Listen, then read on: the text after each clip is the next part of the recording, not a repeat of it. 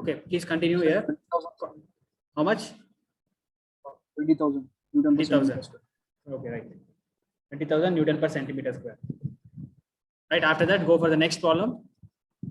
Yes, can I go for the next problem? Other students?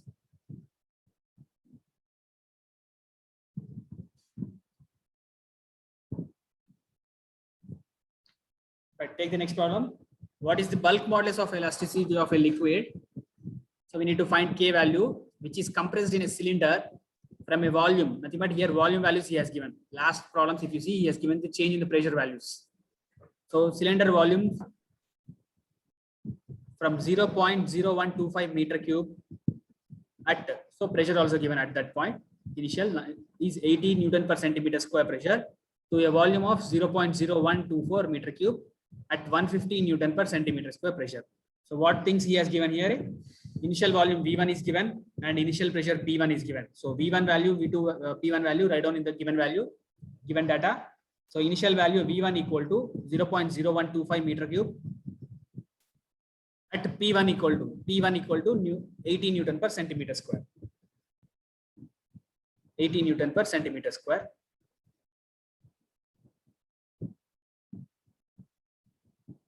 Okay, next V2. Volume V2 equal to 0.0124 meter cube at pressure P2 equal to 150 Newton per centimeter square. 150 Newton per centimeter square.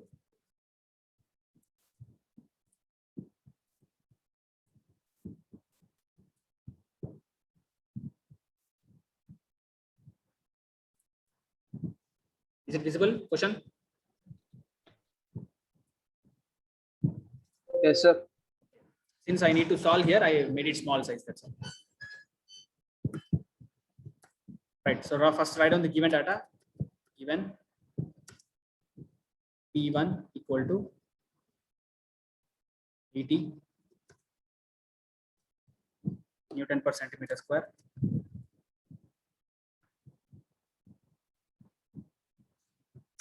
Next, V1 value is given. So I'm writing as capital V1. So V1 equal to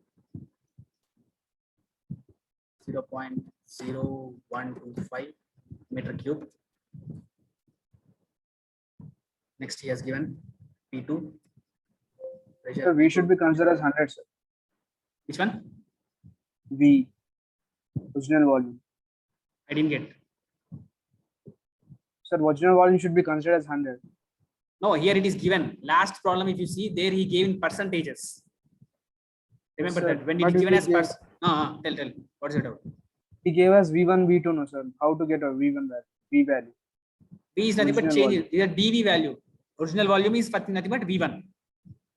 Because what happening here, it is compressed from volume. First, it will be more. So original volume will be V1 always. Okay. Understood what I'm telling? 100 is not taken here. V1 should be taken as your original volume. Doubt cleared or not? Sir, 8750. 8750. Newton Answer per you are centimeter. telling. Just wait. Yes, sir. Wait. Okay, after writing the given values, P2 is given. P2 equal to 0.0124 meter cube. Okay, after this, what we need to know? We need to find dV. So change in volume equal to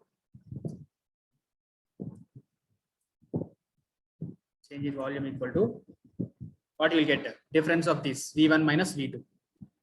V1 minus V2, which is equals to 0.0. How many zeros will get? 00 or 000? 0.000 meter cube. Next, initial volume is taken as V1. Remember that always when both volumes are given, capital V also is equal to this. So I am writing here V1 equal to initial value. Here V1 equal to initial value. Right. So next you can write dP.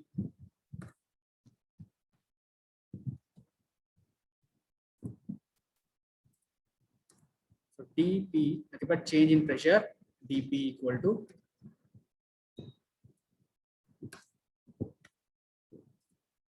dP equal to 150 minus 80.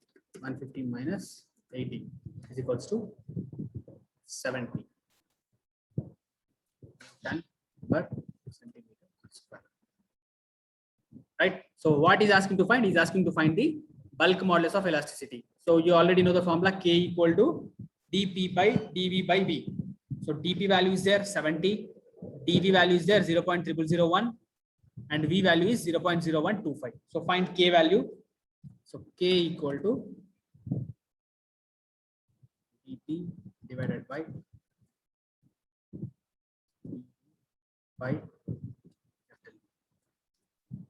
which is equals to, now tell the answer. Somebody said last year 8750. 8.75 into 87.5. 3 to 1. 87.5. You got 87.5. No, sir. 8750. Here remember one thing. 150, sir. Here no need to change any value of dV by V, because both are in meter cube only. It will be get cancelled. So directly you will Sir, get 8750. Sir. 8750. 8750, sir. 8750. 8.875 87, sir. No decimal 8750. point. 0. 0. 10 only. Yeah? Yes, sir.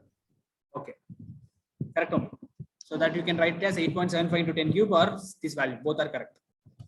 Newton per centimeter square. So K value is 8750 Newton per centimeter square. Okay. Please copy it. Don't write direct D like this dV dP. Please write down here change in volume dV. You have to write that sentence here. Change in volume dV equal to V1 minus V2. Then do this. Similarly, change in pressure dP equal to. If you do in this way, for 2 marks they'll give only 1 mark. Okay. Better write in some words also. Change in pressure dP equal to.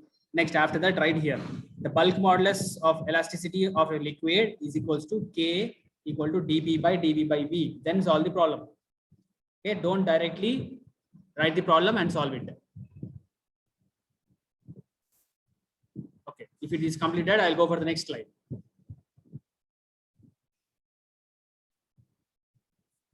Shall I go for the next slide?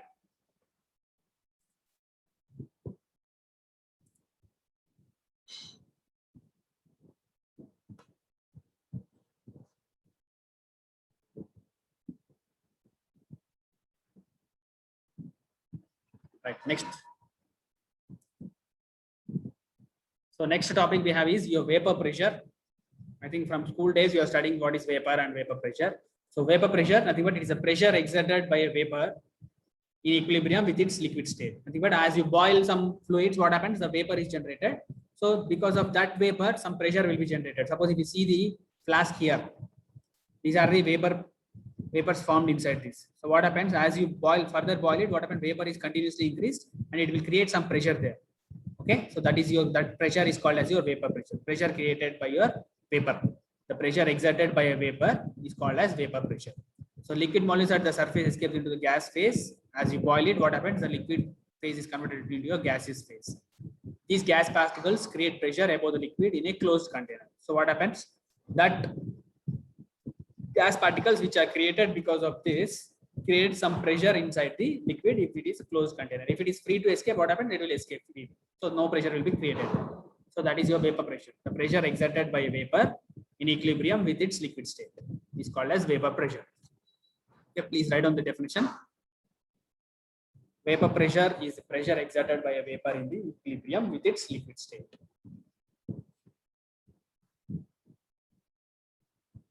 Next, you can see here, same thing. If it is lid is not closed, the pressure won't be created there because they are free to escape. Molecules will be escaping easily. Similarly, if you see here, the pressure will be created because of this vapor on the liquid as well as on the bottle also, on the container. This one. See here, that's why arrows are shown at the both sides. Okay. Next slide, if you see, the vapor pressure increases with increasing temperature. So as you increase the temperature, what happens? Automatically the vapor will be produced more. So automatically vapor pressure also will be generated more. right? The amount of vapor generated by liquid in the closed container increases. If the temperature increases, the amount of vapor generated, first vapor should be generated. So as you increase the temperature, automatically vaporization will be taking place more. So more vapor will be generated. So because of that reason, what happens? See here, the kinetic energy will be increased for the liquid. This occurs because as the liquid gains the kinetic energy, the molecules can overcome the intermolecular force of attraction that are prevalent in the liquid phase.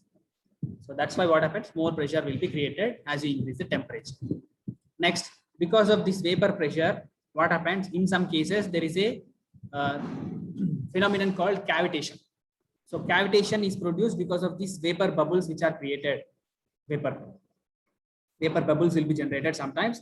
So that vapor bubbles will create some problem to your pipes or some machines or some parts of your fluid where it is flowing.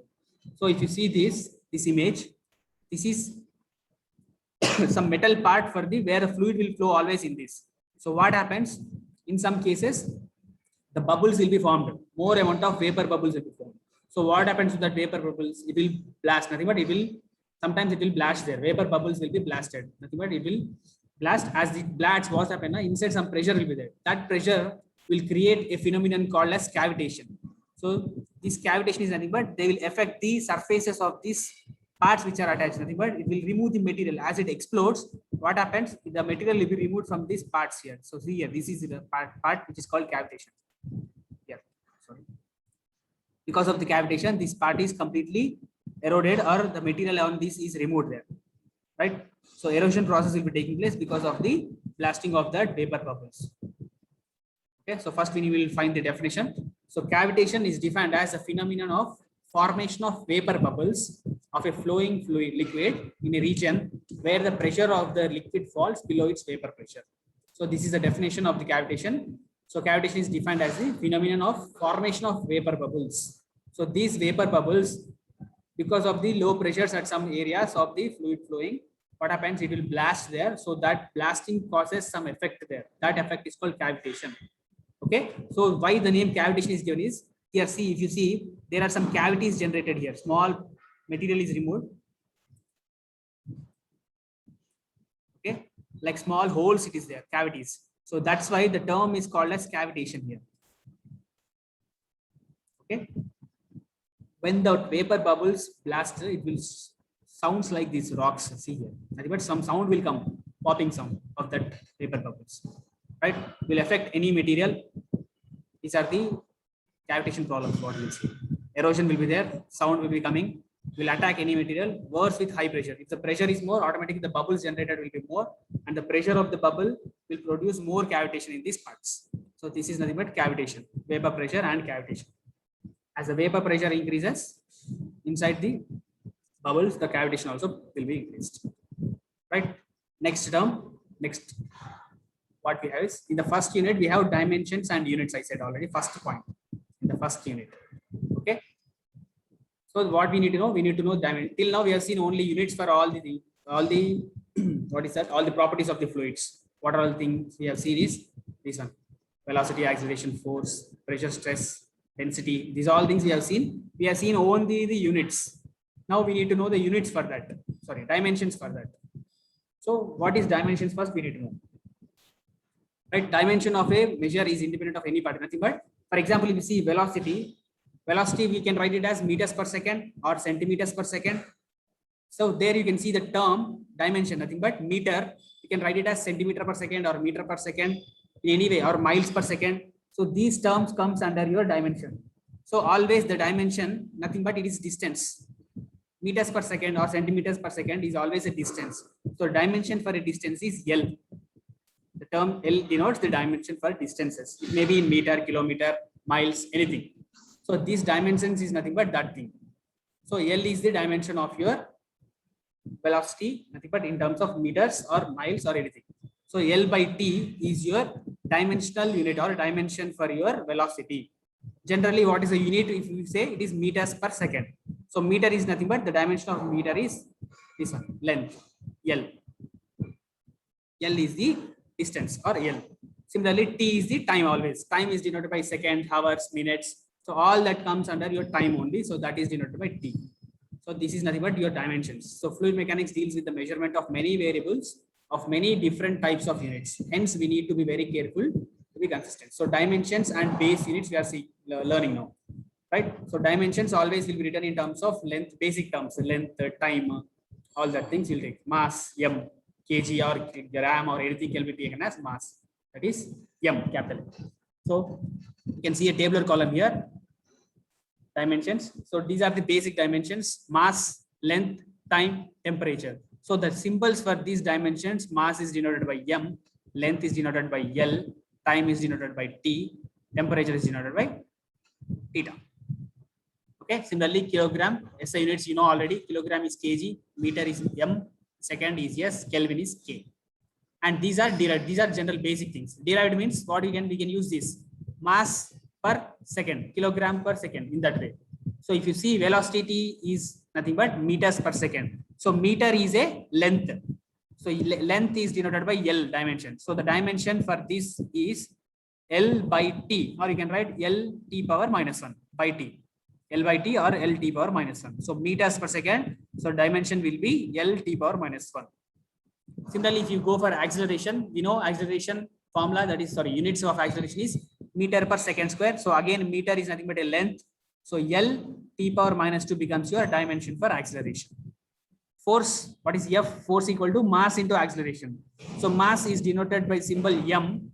So m into acceleration, already we know L t power minus 2. So for the dimension for force is m L t power minus 2. Okay. If you want to copy, please copy it fastly. These dimensions, basic dimensions, and these are derived units for these quantities: velocity, acceleration, and force. Okay, only 5 minutes time is left. Please copy this fastly.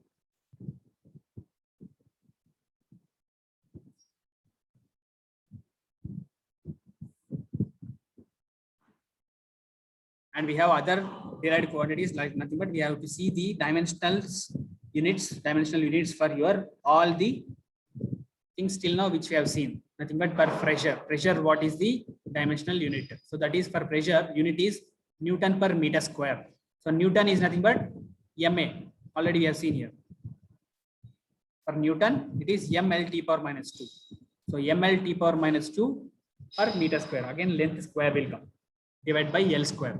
So you'll get finally this value for pressure. Stress.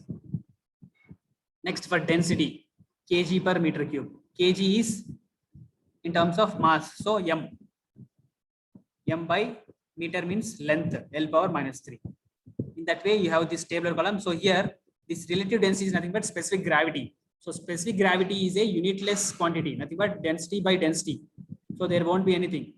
So m power 0, L power 0, T power 0, you can write here. You change this table only. M power 0, L power 0, T power 0. So we don't have any units. That is the meaning there. Relative density or specific gravity. Next, for viscosity, units you know already, Newton second per meter square. So if you solve this, Newton already we have here ml t power minus 2. So ml t power minus 2 into t, but ml by again L square. If you solve that, finally you will get this ml power minus 1, t power minus 1. Right. Similarly, we have all these things. Please copy this. These 3 things you can copy. This is same thing. It's 3 rows.